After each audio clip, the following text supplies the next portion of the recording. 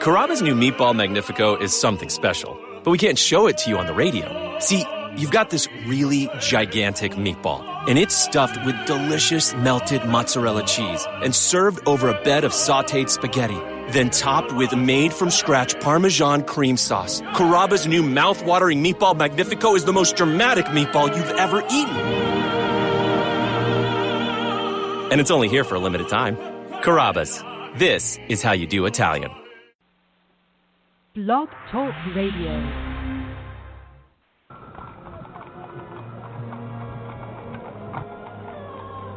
The year, 1888.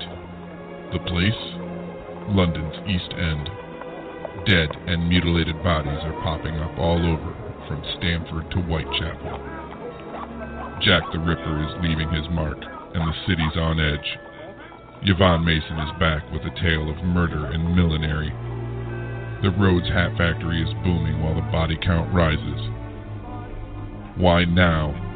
How are these hats connected? Has the Hatter gone mad? Mad Hatter, from Yvonne Mason. Available now on Amazon.com.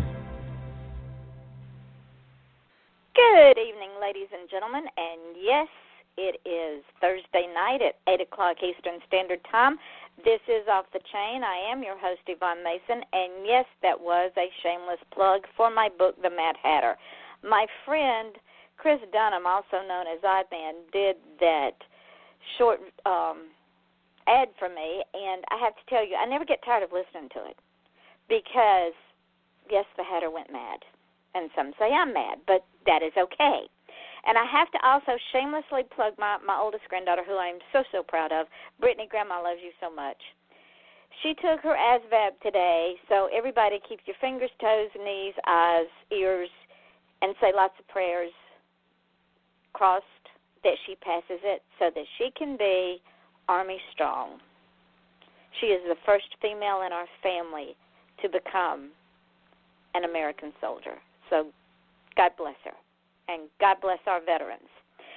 With that being said, tonight's guest is a young lady who has never had the opportunity to be on a radio show. I'm so excited. This is her debut show. Tickles me to death to be able to break in these artists and authors the right way so that they're no longer nervous and apprehensive when they're interviewed, because I remember my first time, I thought I was going to chew my fingernails off. But her name is Miranda Lynn, and she is a mother of 2 boys, 3 four-legged creatures. She's a wife to a loving, loving husband who absolutely does not mind the extra voices in her head. Miranda grew up on a dairy farm in Illinois, but she calls Portland, Tennessee her home now. Welcome to the South. She is an avid reader, a coffee addict, and loves creating her own worlds, characters, and stories for her readers. She is a woman after my own heart. She's a Southerner. She reads, she loves coffee, and she listens to the voices in her head. Welcome, Miranda. How are you tonight? I'm doing great. I am so tickled that you are here. It's fitting that this first day of December we get to launch one of your new books that's coming out, and it's your debut radio show. I know, it's super exciting. So let's just get busy and explain to all these lovely folks how Miranda Lynn came to be. Now, I'm going to let you run with it. Come you run with it. Well, as my bio says, I grew up on a dairy farm in Illinois, a little bitty town of about 400 people, and lived there till I was about 14. We had 500 head of cattle, 300 acres, and all of the stuff involved with being a farm girl. I helped with chores. I learned to drive a tractor at the age of 8.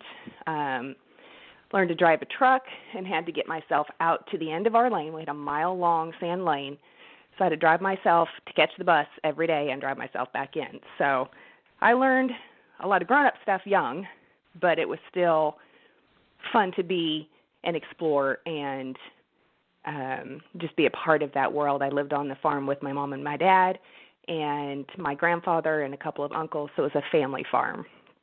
Now, and growing up on it, because I have seen this generation of children, and I cringe when I see this. For the most part, there are exceptions. This generation of children who don't understand hard work and the rewards that come from hard work, even when you're 8 years old. Yeah. It bothers me too to see a lot of kids feel like they're entitled to everything without having to work for it. That's not how it was when I was growing up. I did get an allowance per month, but I had to help feed the calves. I had to take care of my dogs. I helped my mom around the house sometimes. And I had a lot of responsibility on my own. I had to get myself to the bus and back. My dad would get up before the sun and milk the cows, and then he'd be in the fields until I went to bed or after. And a lot of times my mom would have to go out and help as well. So I learned to make my own dinner, whether it was peanut butter and jelly. I learned to make macaroni and cheese and SpaghettiOs, all that easy, quick stuff.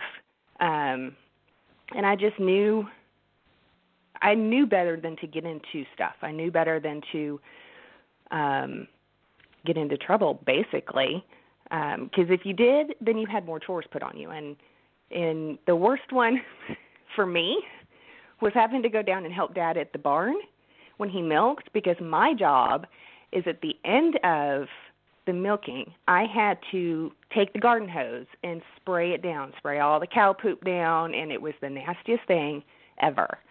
So I made sure I didn't get into too much trouble because I didn't want that. But let me ask you this: did it teach you a discipline, a self-discipline, as well as when you got in trouble, you were disciplined because you got the dirtiest job on the farm? But did it also teach you a discipline and a sense of organization? It did to a point.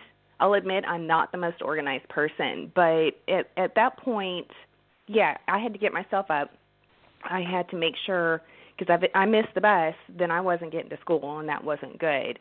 I'd come home, do homework, go help feed the calves. I mean, it was on a schedule. They couldn't be fed late. And come home, and Mom would have dinner ready, or we'd make a quick sandwich or whatever. So it was very much, I didn't sit around and play games. I didn't get to lounge around and let everybody else do things for me. I had to pitch in.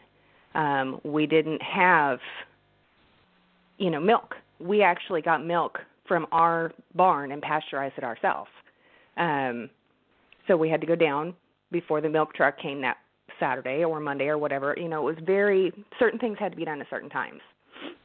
So, yeah, I had to learn that, whether I liked it or not. Well, it was survival, too, because if you didn't take care of the cows, several things happened. One, you lost the revenue that took care of the family. And two, you didn't have food or milk to put on the table. Right. Absolutely. And it was, we were very self-sufficient as well. My dad had actually gone to school. He was a mechanic, so we had our own shop. He worked on the tractors, and it taught you a work ethic, an organization. I don't know, watching my dad and my grandpa and my mom and seeing everything that they did as I grew up taught me that nothing was free. The harder you worked, the more you could reap, but nothing came for free. My dad never sat that I can remember other than an occasional dinner with us, They would take a nap occasionally if he was able to have, if, the family was harvesting for him, or if there was a break, he would take a 30-minute nap, but that was it. So yeah, it definitely taught, and I can see it as I've grown. I mean, there's certain things that, you keep it on a schedule. I have to get the kids up. I have to feed them. They have to eat at dinner. I I need to get this, this, and this done before they get home, and then I have to write within that. And if I don't, then the book takes longer, and it takes longer to publish, and it's something that you never realize until you stop and look back and go, wow, okay, so I really did learn something, and it wasn't just because they wanted free child labor. Well, the oldest granddaughter that I said just took her ASVAB, she and her siblings grew up on a commercialized chicken farm. They were laying house. Mm-hmm. So that's a 7-day, 365 a year, 24 an hour day job. Mm-hmm. And if you said the calves had to be fed at a certain time because you can't feed them after a certain time, or the repercussions are they don't milk right. Mm-hmm. They could get sick and founder. Anything could happen. Well, the same thing on this chicken farm. If the eggs aren't gathered 3 times a day, if the dead aren't picked up, if the feeders and the drinkers aren't taken care of, you lose your product. So these children like you would get up at 4 o'clock in the morning and go down with their dad and do the first pickup before they ever went to school. That's wow. I'm lucky I didn't have to get up at 4 o'clock in the morning. But it's very similar. I mean, my mom and dad, they did. Heck, they still do. They're up at 4 o'clock in the morning. Now they're truck drivers. They drive over the road. So they're still up at 4 a.m. and they're ready to go by 5, or if they're out on the road, they're up and they're back in the seat driving. They have more discipline than I do, I will admit. Being an only child, I don't have any brothers or sisters. I was a bit spoiled growing up, but not near as bad as what I see some kids today. And it bothers me to see that the generation my kids are growing up in, I'm trying to teach them these morals that you work for what you want, and if you don't work, you're not going to get it. You know, this is what happens, just like on a farm. If you don't feed the calves, if you don't milk the cows at a certain time every day, if you don't feed them at a certain time every day, everything goes wonky and you lose. You lose cows, you lose calves, you lose revenue. Trying to teach kids the value of work, of hard work and discipline is so hard when half of their friends don't have to do anything and can sit on their iPad, you know. And that's a shame because the children of this generation as a whole are being cheated, I feel like, out of being three-dimensional individuals. They've become an entitlement generation of, if I don't get my way, I'm going to go in a safe room and cry. Yeah, exactly. That doesn't fly at my house, though. So. No, you want to go in a safe room? I'll give you something to go in a safe room about.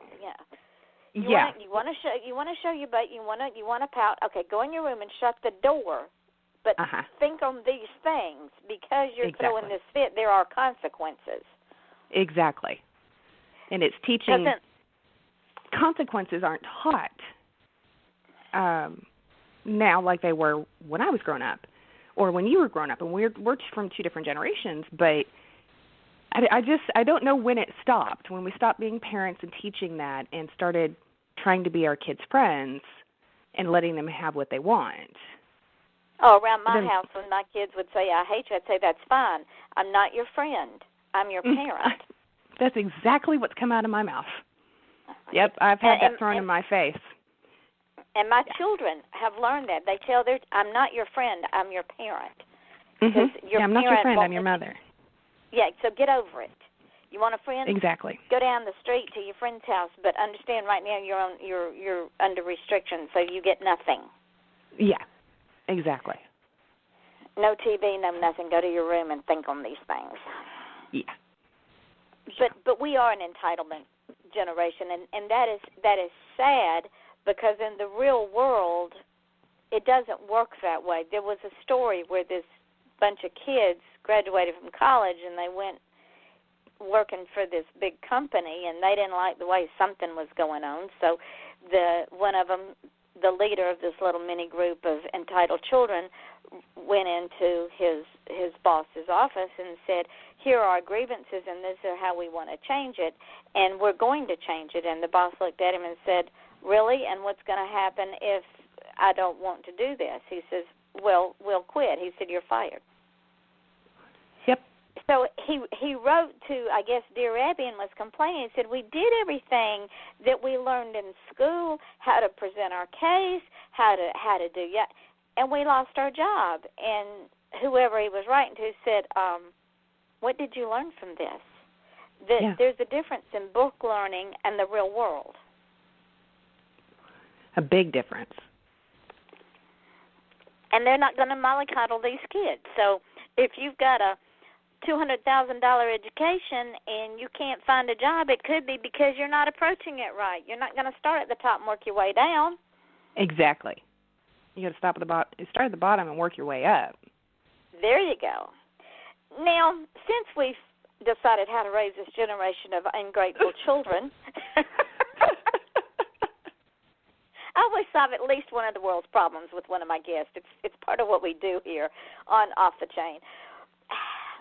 How in the world did you get started writing? Was it something that you did in the little bit of free time you had when you were growing up? Was it a dream that you waited until you got grown and had more time?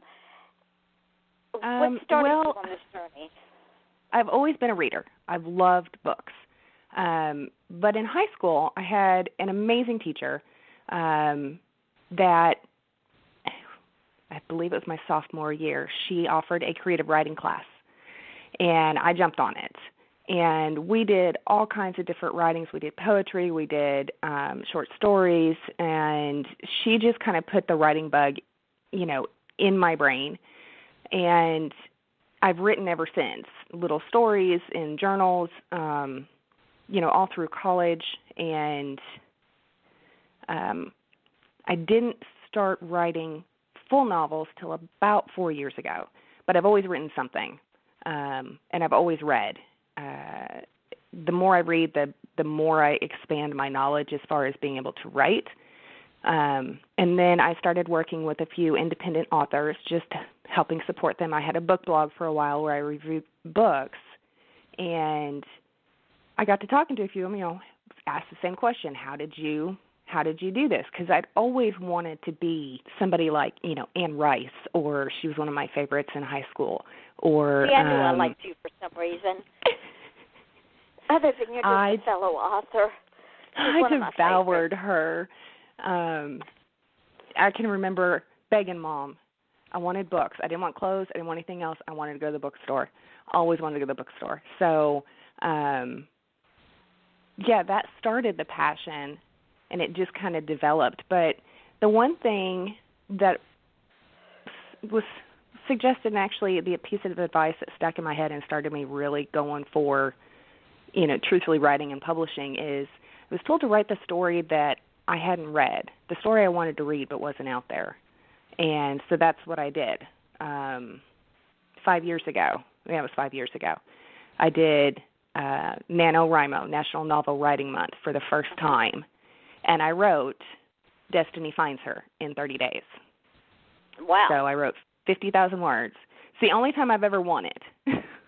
I've tried every year since, but I wrote it and then I let it sit because I was scared.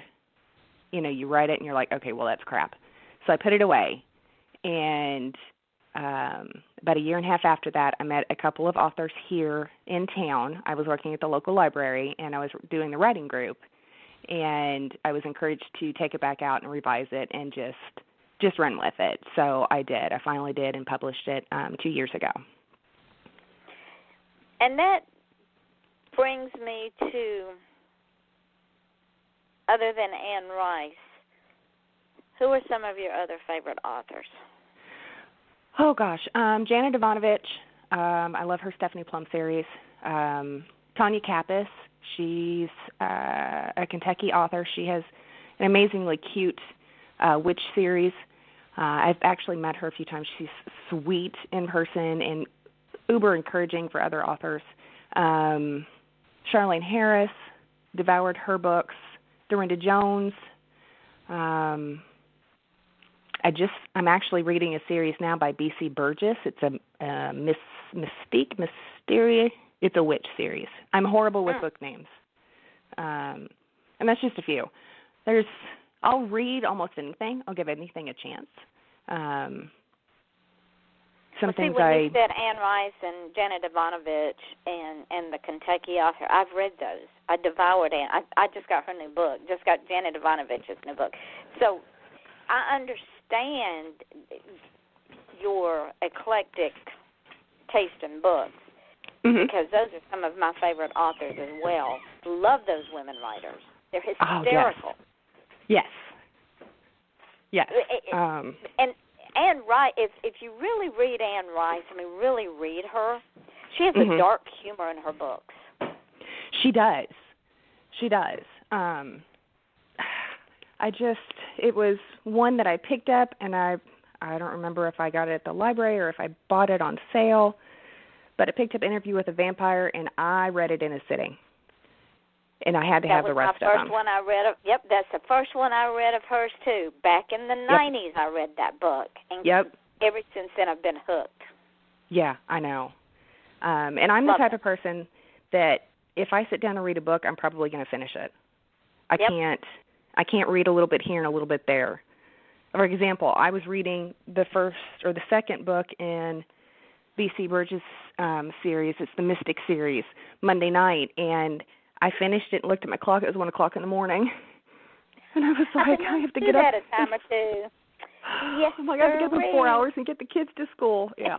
I'm still trying to catch up on that one, but oh, bless your heart. Well, what other than books, which as and I'm going to tell you, ladies and gentlemen, if you want to be a writer, you have to read. You absolutely have to read. It's imperative that you read because and you read anything you can get your hands on. And there's a reason for that, which we'll discuss in a little bit. But other than reading and writing, what other things are you passionate about? Coffee, wine. No. Love it. I love my kids. Love it. I love to travel when I get the chance. In spending time with my girlfriends, I have 4 friends. We get together once a month and we craft. We get together at my best friend's house. This last time we got together, we made decorations for Christmas. We did 3D shadow boxes and we made little decorations for the walls for Christmas. Sometimes we get together and play games and drink wine. You know, it's just keeping those connections, keeping me sane. Is a huge passion as well. And, just supporting my husband. He's retired military. He served 24 years in the Army. And thank him for his service. I will. Please thank him for his service. He's been retired for 4 years, and he does everything he can so that we have what we need. And, it's rare to be able to say that. We've been married for 15 years, which is a feat in itself. But I'm also passionate about introducing kids to reading as well. I worked at the library for 3 years. I'm one that we just actually cleaned out my youngest Jackson's bookshelf, and we've got about 8 books that he no longer reads or wants, so they're going to be donated to the school library. Sweet. Or sometimes we'll donate them to any church that has, a tree where families are needing help with Christmas. Give a book. Those are my go-to gifts for presents for anything. Knowledge. You get a book. Yes, they are. Books are powerful. They are. And these kids they have to read for school. They have to read 20 minutes a day or 2 pages a day or whatever, and they don't find it fun. So I want to help them find that story that they can get wrapped up in and go, okay, this isn't such a bad thing. Right. Because I hate when a kid looks at me or if I ask them, what do you like to read? Oh, I don't like to read. What? It, hurts my heart. or it's because not, it is. It well, is. It's knowledge. Whether it's fiction or nonfiction, you're still learning something. You're growing your imagination, which is growing your mind.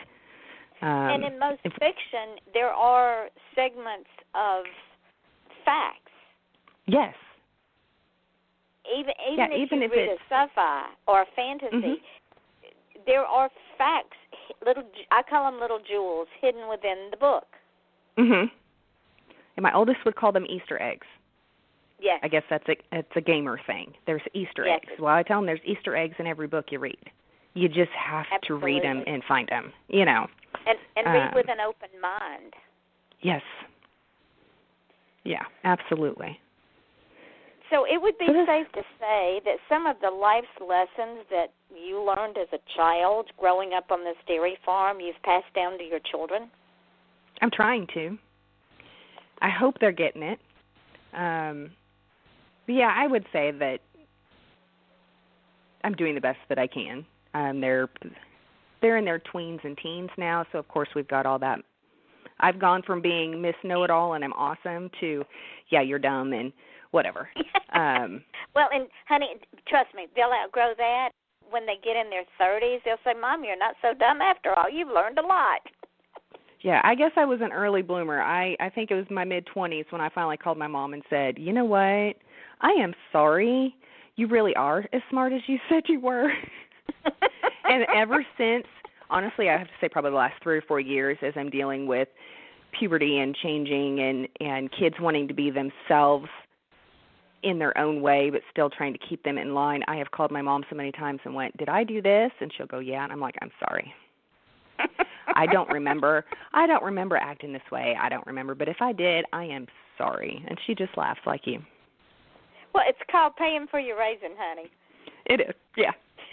You pay him for. That's what I tell the children. You pay him for your raisin because, believe you me, that curse works. Because my mother used to say, "I hope you have children and they grow up and be just like you." Well, I did, and so when my children were small, I passed along the curse, and it worked. So you get to pass it along to your children, and they will. It's just a continuing cycle. Yes. Yeah, but the beautiful thing is, children are like empty vessels. I think of them as a lump of clay that if they are molded and finished out in half of a right way, because no child comes with a set of instructions, because if they did, we would all be perfect parents. But if they're molded with a set of moral compasses and a set of right and wrong and a sense of direction. Now, notice I said a sense of direction because they're going to take their own journey, but if they have a sense of direction, they'll be okay. Yeah.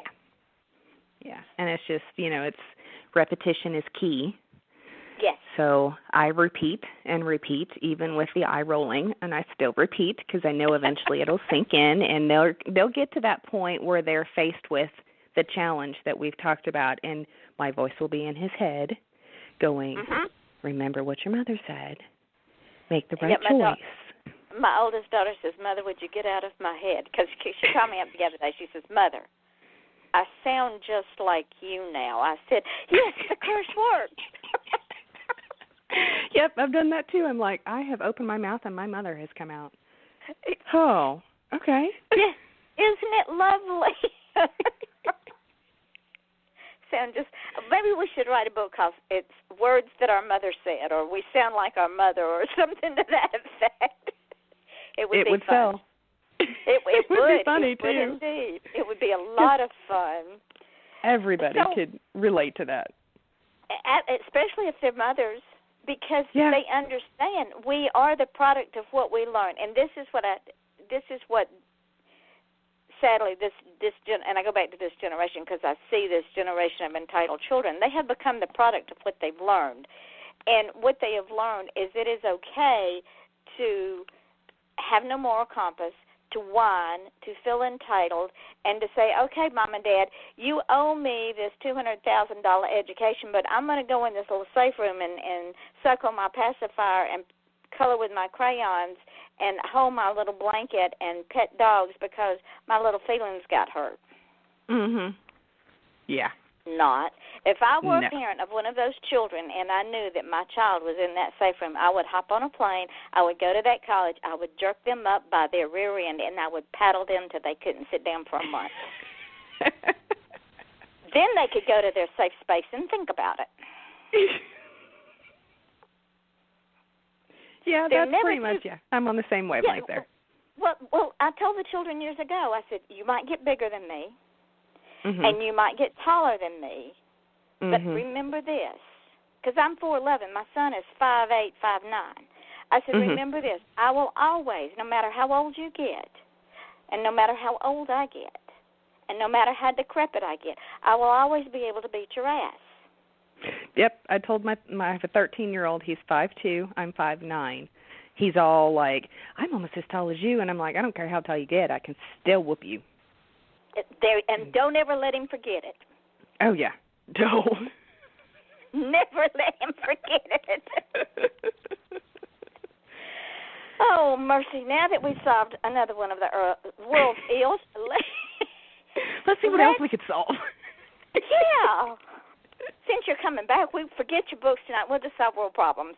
I don't want world peace. It's too boring. I know. Everybody all happy at no. That's not a challenge. No, it isn't. I mean, open the door and everybody's singing Kumbaya. Why? No, we got to have things shake up a little bit. A little bit. Maybe not as much as they are now, but a little bit. A little bit. Yeah, I think so. But let's talk about what made you decide to write and I call it a mixed genre because you do write a mixed genre. Yeah, I do. The Destiny series is... Before we tell them what the mixed genre is, what made you decide to go in that direction? Well, it stems from the piece of advice I was given, write the story you want to read. Well, I love all types of genres. I love time travel. I love paranormal. I love, and paranormal is such a huge genre. I love vampires. I love shifters. I love fae. I love all of that. I love fantasy. But I always wanted to read something that, combined. And there are a few out there, but it was never exactly what I was looking for. So that's what I sat down to write. And when I started thinking of that, that's when the characters decided to pop up and go, oh, yeah, well, you know what? Here's my story. So it's not so much me writing as them telling me. And, yeah, I'm that author that has probably 4 different characters in my head right now. You only have 4? Well, I've made some of them be quiet. I can't handle more than 4 at a time. So Miranda, I've sent a few off with some drinks. Go away. Oh, no. They're having drinks. Oh, okay. They're enjoying themselves in their little corner. Yeah. They don't go away. There you go. So that's what I sat down. I'm like, okay, I'm just going to try. And I'm not a huge researcher, so I didn't want to have to write something that required a lot of history to be brought into it. So that's what I love about writing is you can make it what you want. Uh-huh. You don't have to, in fiction, you don't have to follow exactly what happens.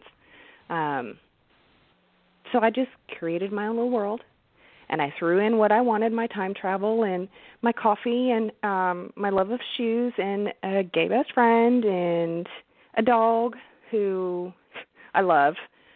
And you've got some fae in there and magic, and I wrapped it all up in a bow and then said, well, it's not done. I need more. So I'm now 2 books, a short story into it, and I'm working on the 3rd book now. Okay, the first in the Destiny series was called what? Destiny Finds Her. Okay. Tell the audience a little bit about the premise of the book and how it morphs into the other 2 of the book. Okay. The basis of the story is about a 25-year-old girl named Jamie. And it starts out in present day. Excuse me. But she finds out on her 25th birthday that she's not who she was raised to think she was. She was actually adopted. And she, at that point, actually gets transported back to 17th century Scotland. She finds out that she has Fey blood in her and has a whole different family that she's never been introduced to. She has magical powers that she either has to decide that she'll accept them or she won't. And that decision, in the midst of her learning all of this, she meets a sexy Highlander and is taken in by his family because she's lost, of course, and falls in love with him. And she has to decide whether to accept who she is to save him and his clan or ignore it, turn her back on it, and try to go back home and let them all be destroyed. And there's a lot of twists and turns in it. Near the end, you'll find out that she has a sister. I'm not going to go much further into that, but that's the premise of this book. So Jamie is the main character, and then Devlin is the Highlander that she falls in love with. And it's a roller coaster ride of her learning who she is and learning her powers and being a sassy 21st century person melding with a 17th century Scot. So, which could cause sparks in the moors. Yeah, there's some really good sparks. So Blair's Destiny picks up where the end of Destiny finds her. Yes. Stop, correct? Yes, it does.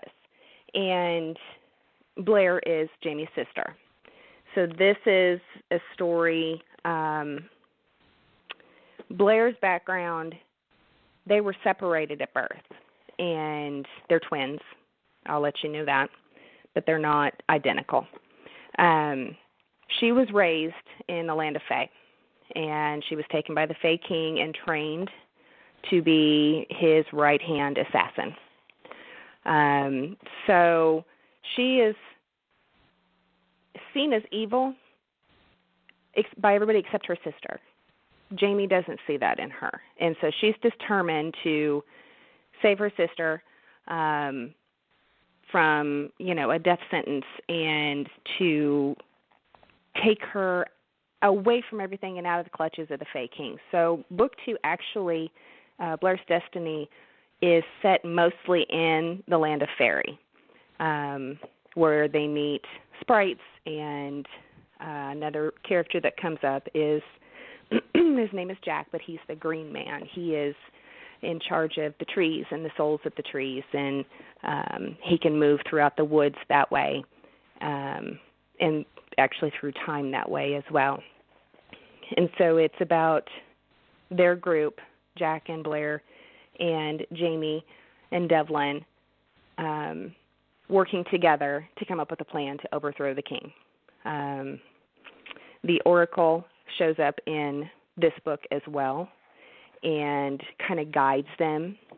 She can see their destiny and she can help them to a certain point, but she has a big role in it as well near the end. So it's definitely more paranormal fantasy, but still back in the 17th century. But it does, at the end, switch times again. So then that brings us up to Destiny Finds Her Yesterday? No. Those are the only 2 books in the series. The Oracle is a short story, and the Oracle was a very loud character in my head, and she wanted her story, but it didn't fit in with book 2. So I wrote her background and her backstory separately on its own, so it's available. It doesn't have to be read in any certain order. You can pick that up and kind of read about her, which is fun, and where she comes from, and gives you a little more background if you want on Jamie and Blair's history as well. But book 3 doesn't have a title yet, and I'm writing it now. Yeah, the titles are always the last thing that comes for me when I write. So right now it's just book 3. Okay, then. But you do have one coming out that has all kinds of, makes my head spin. When I read it, I'm going, what has she done? My Lord, I thought, Anne Rice made my head spin. Miranda is making my head spin. Tell us about Mac. Okay, Mac is the first in a new series that a paranormal shifter series that I'm doing. It's the Black Mountain Pack series, and unlike the Destiny series, which it needs to be read in order to be able to understand it, this series I plan each book you can read in any order. It's not going to be particular, but this is Shifter World kind of spun on its head. I like to go outside of the box when I write my stories. So in Mac, what's happened is it starts 50 years after basically what's called the coming out, where all shifters have decided to come out to the humans, and it didn't go as well as planned. And so following that for years, they were actually hunted because humans feared them rather than accepted them, and that dwindled down their numbers basically in all breeds and species. So they, at this point, have learned the only way to survive is to actually live in packs together, or prides, depending on who the alpha of the pack or the pride is what it's called. So this one is a pack because Mac's father is a wolf. But within the makeup of members, there are different species.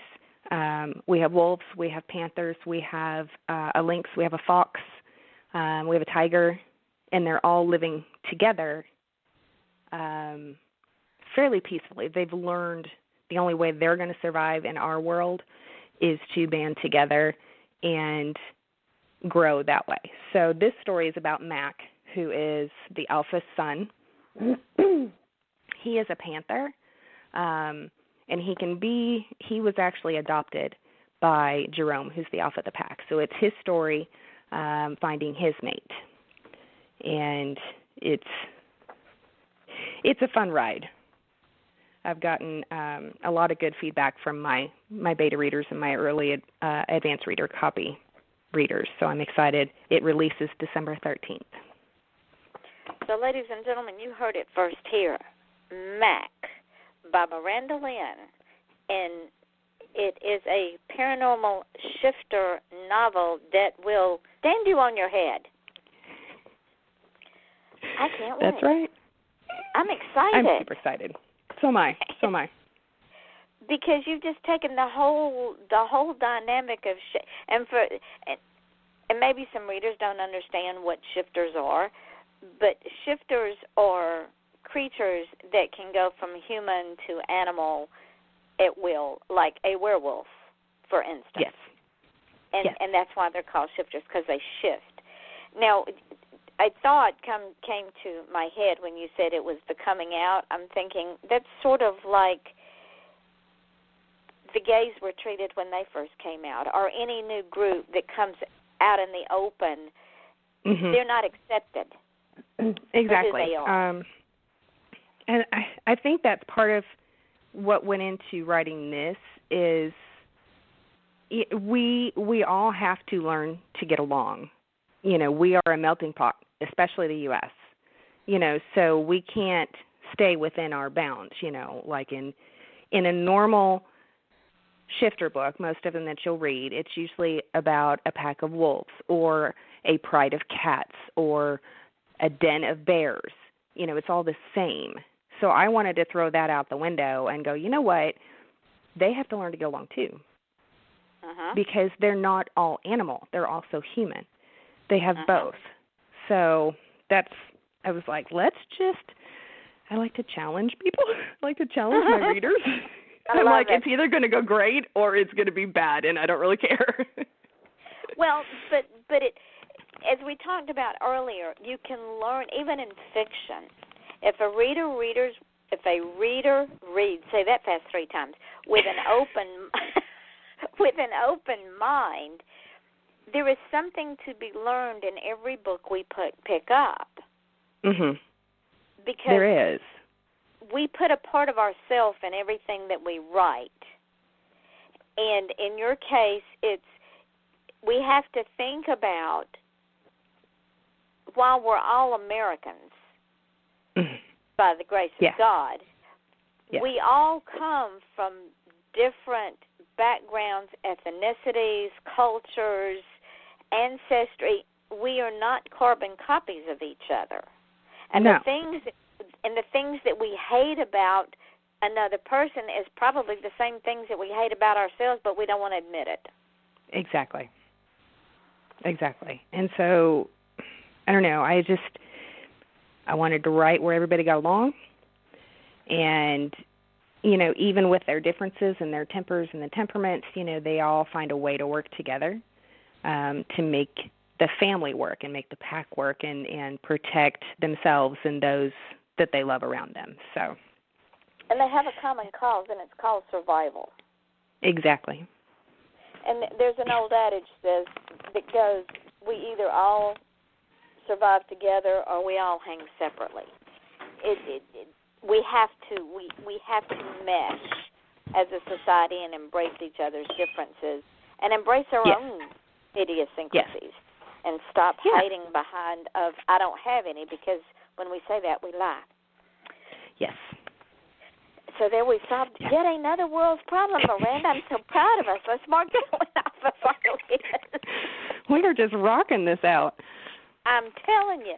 So Destiny Finds Her Yesterday, that is not part of the series. That's a standalone? No. Or is that's the one you're working on? There's not one titled that. Maybe that was just what was under the book or something. It could be. It may have been the start of the info. That could have been. I'll have to take a look. Could be a typo too. I'm notorious for those. Well, so am I, but that's part of our uniqueness as authors. Yeah, so, that's also why I have a wonderful editor who catches everything. Amen. Could not live without my editor, I'm telling you. In fact, I have two of them. I have an outside editor, and then my publisher also goes back and edits. So I have two sets of eyes looking at my work because I'm dyslexic, and I'm very bad about, in my mind I've written it, but when it's on paper and when I read it, it's the way that I've written it. It's the way my mind says I've written it. Right. But it's not the way not how. it's on. No. Paper. So thank God. Speaking of dyslexia, did you know, this is a little tidbit, Sherilyn Kenyon, the amazing Dark Hunter series author, is also dyslexic. See? We are among good company. We are. And I'm not ashamed to say I'm also left-handed. So I'm highly intelligent. I'm just so is she. Yeah, but it's okay.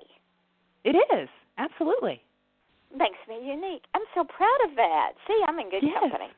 You are. So, ladies and gentlemen, if you are dyslexic, embrace it because I have so much fun with it. I'm telling you, but I have lots of fun with it. My sweet brother taught me how to embrace myself because he's mentally challenged. And he was born at a time when the mentally challenged and the physically challenged were put in back rooms and left alone, or put in asylums and left alone.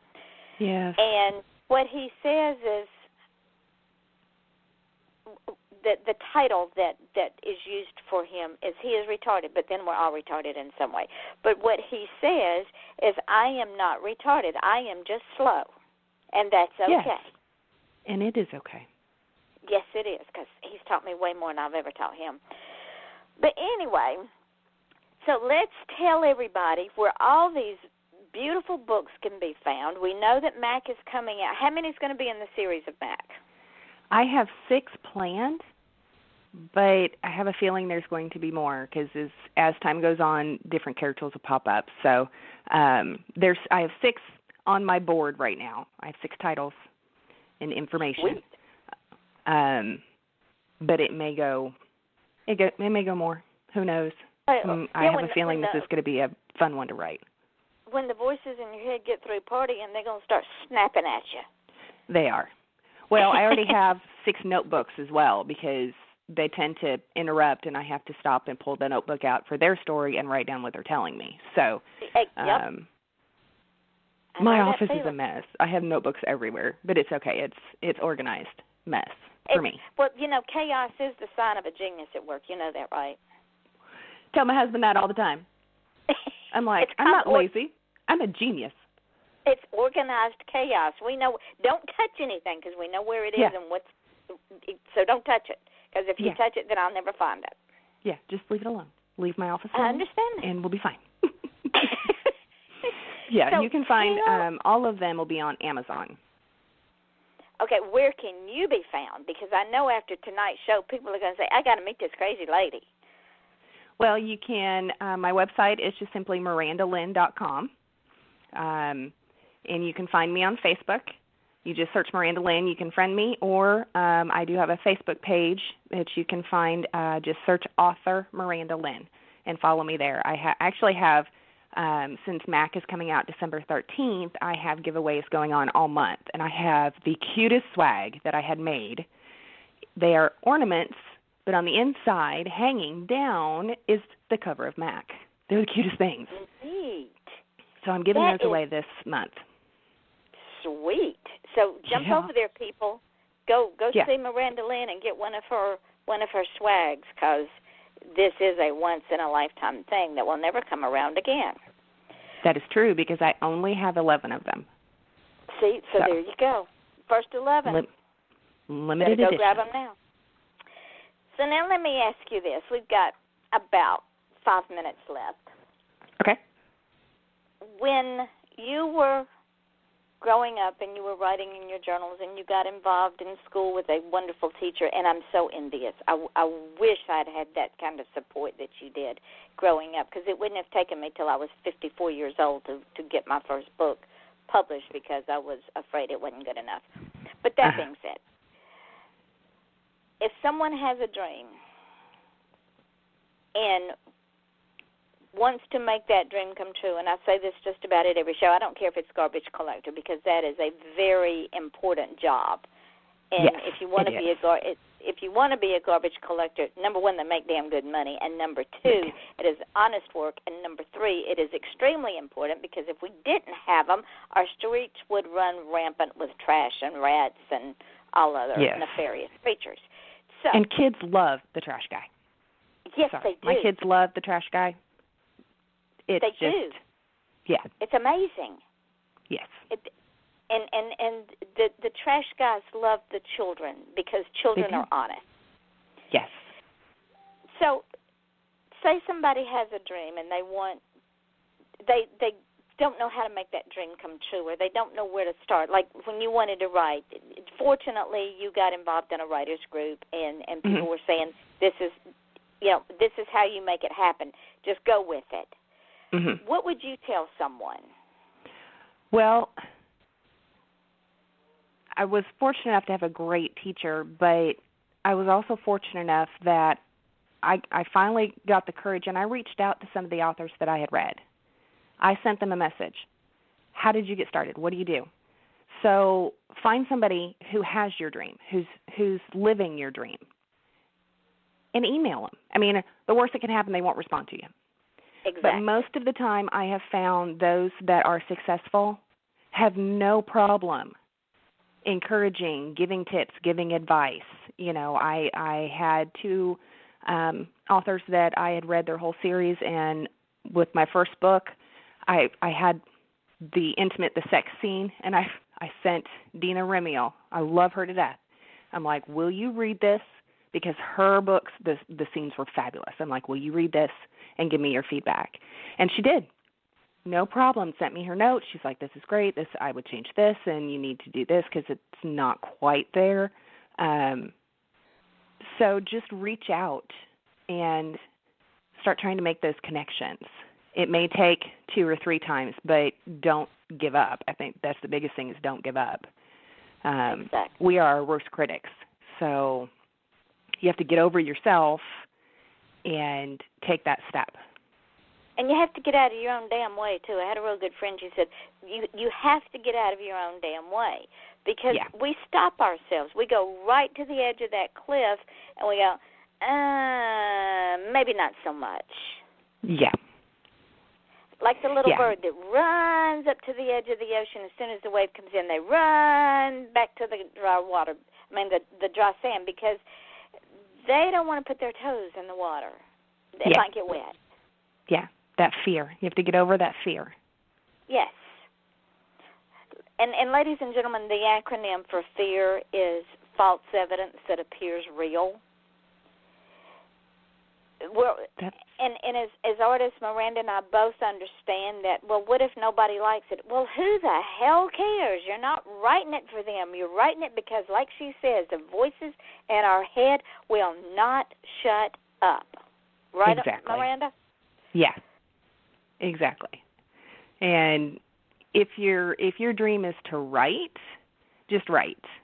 The one thing that I love and was told to me is your first draft is basically verbal vomit.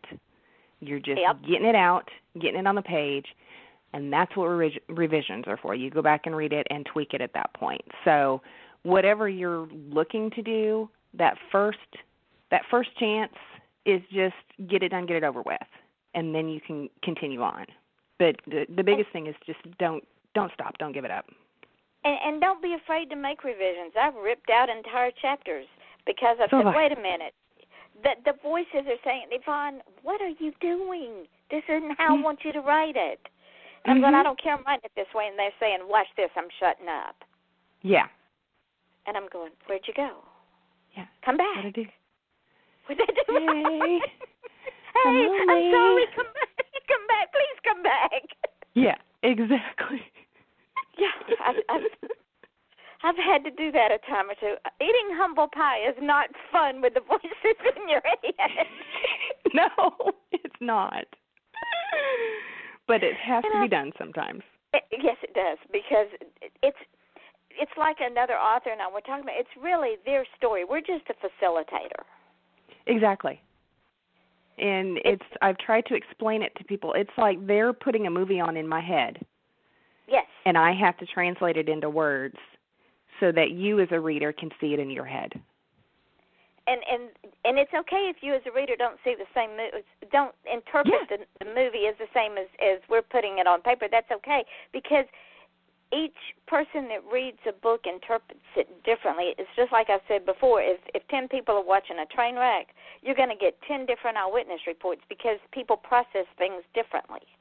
Yeah, and that's okay. What I love talking to readers after they have read my book, because everybody's got a different favorite. Everybody's got a different view. Or they'll come up and go, did you mean this? Well, no, I didn't, but I'm glad that's what you got out of it, you know. Exactly. And it's not right or wrong. No, we're both right. It's all good. I love it. I absolutely. And you know you're coming back, right? Ladies and gentlemen, I'm bringing Miranda back because she and I have just clicked and we're having so much fun, and this thing's going to stop in a few seconds. So before it stops, first of all, thank you, my new friend, for spending an hour with me. I appreciate it so much. You're wonderful. And please tell your husband thank you for his service. Thank you for your sacrifice. And absolutely. Tomorrow night I have, at 8 o'clock, comedian Kenny Eckenberg's going to be here. That's going to be a riot and a half. I have no idea where we're going for that show. On Saturday night at 8 o'clock, I have M. Calhoun. She is an author out of Alaska, so that should be a chilling hour. Ooh. I like that play on words, didn't you? I did. And so as soon as we get off from here, Miranda, I'll get in my little book and I'll write you a note and say, how's this date sound? Because we have so much more that we can talk. Characters and building characters. And we didn't even talk about the events you're going to be at. The authors at the Opry and the Wicked and the Quad Cities. Yes. So if y'all are in, go look on her page and go to those and look her up and tell her I sent you and grab her and hug her for me because I'm from the South and that's what we do. Thank you again, my friend. I appreciate so much you coming on and spending an hour. Thank you for having me. It has been a blast, and I can't wait till we do it again. And see, you're not nervous anymore, are you? Not at all. I was to begin with. Completely honest, I was nervous. Just me and you and 6,000 of our closest friends. So, ladies and gentlemen, this is Off the Chain. I am your host, Yvonne Mason, with my marvelous Miranda Lynn. Until tomorrow night at 8 o'clock, we say good night. Miranda, good hang on night. for just a second.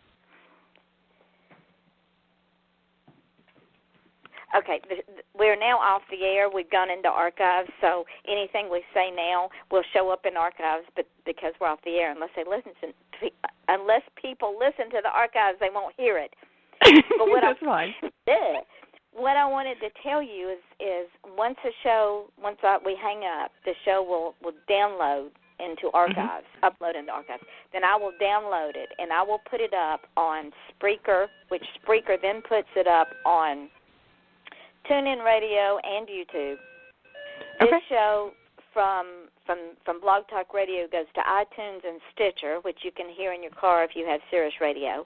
I will also put it up on podcast.com, Podomatic, Mixcloud, and SoundCloud. And I will load the link up on my page and tag you in it, and I want you to take these links and put them on your website. I want you to promote the daylights out of this show, and that's my gift to you. Thank you. Because awesome. I am only as successful as you are, my friend. Yes, and I will be, and I'll be sending it out to my people and having them, just my few little followers, and we'll get it out there as well. This was great. I had a blast. I did too, and you're going to have more and more followers. I'm telling you, this show is like, when I ran the stats this morning, we're at 5,550 listeners between the show itself and all the podcasts. The show itself is at 1,600 listeners. Wow. Just that's awesome. This show. So pretty soon we'll be at 6,000, and then it'll just keep going. And we're fixing to syndicate it on Right on the Set Radio, so that's another avenue. So as soon as he gets it up and gets it syndicated, then all the shows will go up there, and we have the 1 to 3 o'clock in the afternoon slot. So if I have a 1-hour show, a 2-hour show, it will be there. So, yeah. So you guys are getting out there, and I'm so proud and so grateful and so appreciative. Oh, well, I'm so glad that I contacted you, and this is great. Definitely opened a new avenue and a new friend. Yes, and put your books up on my page. Okay, my page is an open page. Put your books up there, because this is what I do. I pay it forward. People have been good to me.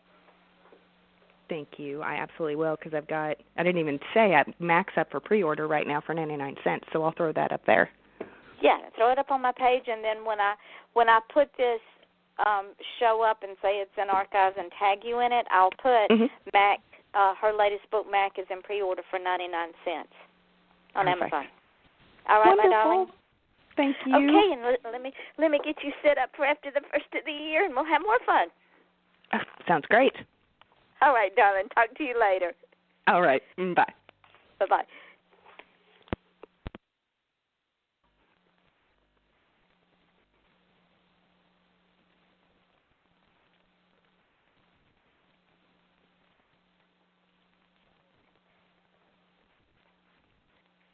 When you don't go to Geico.com, car insurance can be hard. Like early 90s heavy metal hard. I'm yelling and screaming, and I'm loud. Roar! Geico makes it easy. You can review and update your policy or report a claim on Geico.com or the Geico mobile app. Because shouldn't we all have a little less stress in our lives? I'm not even upset about anything! Danny, I just figured out that if I switch to Metro PCS, I get 2 Samsung Galaxy phones free. Cool, Dad. And I could be a super dad with 2 free Samsung Galaxy phones and call myself Double Galaxy Man. Or you could give the second phone to your sidekick. Yeah, I guess I could do that. That's right. 2 free Samsung Galaxy On 5 smartphones are all yours when you switch to Metro PCS. Metro PCS. Wireless figured out. Coverage not available in some areas. Sales tax not included in phone price. Excludes numbers on the T-Mobile network. See store for details and terms and conditions.